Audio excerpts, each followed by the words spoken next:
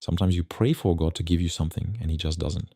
You wait, you trust, you try again. But what if the problem isn't what you're asking for? What if the real issue is what you're still holding on to? Here's the truth nobody tells you. God can't fill hands that are already full. And right now, at this exact moment in your life, there are things you're carrying that he never asked you to carry. Things he's been waiting patiently for you to release. Not because he's punishing you, but because what he has planned for you cannot coexist with what you're refusing to let go of. In this video, we're going to talk about 5 specific things God is asking you to surrender right now. Not someday, right now. And I need you to stay until the end, because number 4 is the one most Christians never talk about. And it might be the exact thing that's been quietly blocking your breakthrough. The first thing God is asking you to release is the blueprint you drew for your own life. You had a plan. Maybe it was a relationship, a career, a timeline. By this age, I'll have this.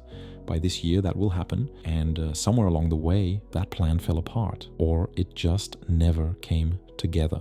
And instead of grieving it and moving forward, you've been quietly holding on to it, hoping, renegotiating with God, praying the same prayer in slightly different words, asking him to restore the version of your life you imagined. Look at Abraham. In Genesis 12:1, God told him to leave his country, his people, his father's household, and go to a land God would show him. Not a land God described, not a destination with coordinates, just go. Abraham had to release every plan, every comfort, every expectation he'd built before he could step into the promise. Jeremiah 29:11 says, "For I know the plans I have for you, declares the Lord, plans to prosper you and not to harm you, plans to give you hope and a future." Notice God says, "I know the plans," not "you know the plans," not "here's the roadmap, now follow it." He holds the blueprint. You hold the faith. What this means for you, the life you planned and the life God designed for you might look completely different. And God is not obligated to match your vision. He's inviting you into his. Every day you spend mourning the life you imagined is a day you're not fully living in the one he's actually building for you.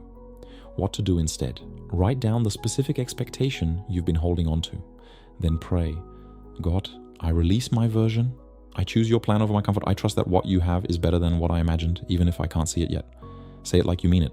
This one is going to hit some of you hard, and I say it with love. There is a person, maybe a friend, a partner, a family member that God already moved out of your life, and you're still holding on, still checking their profile, still replaying the conversations, still wondering what you did wrong, what you could have said differently, whether it's too late to fix it. In a previous video on this channel, we talked about how God removes people from your life on purpose, not as punishment, but as protection. If you haven't watched that one yet, I'll link it at the end, but right now I want to go deeper. Holding on to someone God removed doesn't just hurt you emotionally, it spiritually blocks you. In Luke 9:62, Jesus said, "No one who puts a hand to the plow and looks back is fit for service in the kingdom of God." Looking back isn't just sadness, it's a posture, it's a direction.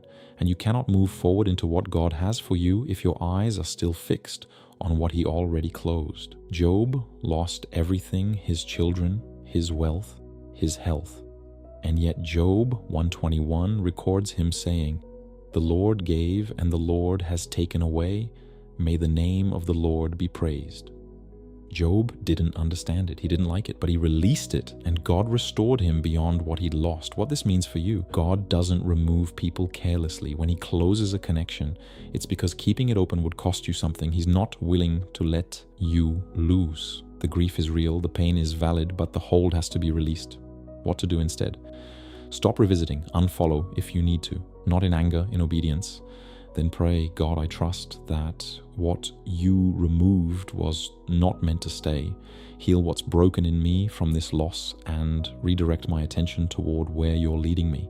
And stay with me, because point 4 is the one that quietly destroys more spiritual lives than almost anything else. Here's one that doesn't get talked about enough. The desperate need to understand why. Why did this happen to me? Why didn't God prevent it? Why did he say yes to them and no to me? Why is this taking so long? You've prayed, you've read, you've sought counsel, and still you don't have an answer.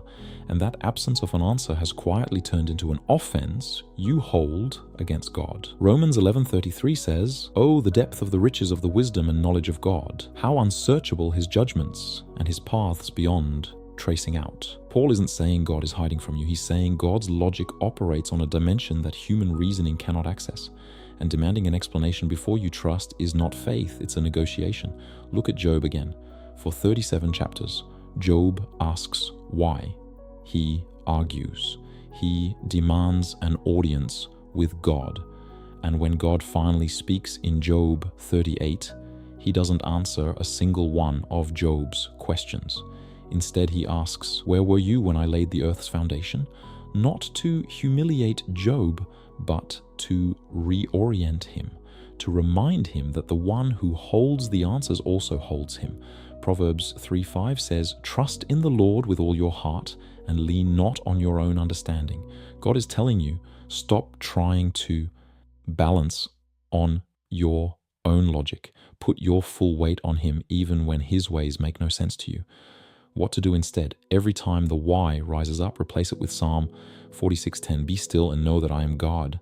Let the stillness be an act of trust, not resignation. Peace doesn't come after understanding.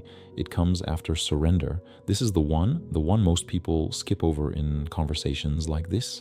There is a sin in your life, and you know what it is that you've stopped fighting. You've rationalized it. You've compared yourself to people who are worse.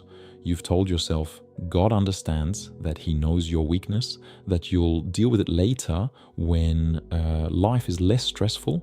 And somewhere along the way, you stopped calling it sin. You started calling it a struggle, a flaw, a habit. But Hebrews 12:1 is direct. Let us throw off everything that hinders and the sin that so easily entangles, and let us run with perseverance the race marked out for us. The word entangles in Greek means something that wraps itself around you and slows you down without you realizing how much it's costing you.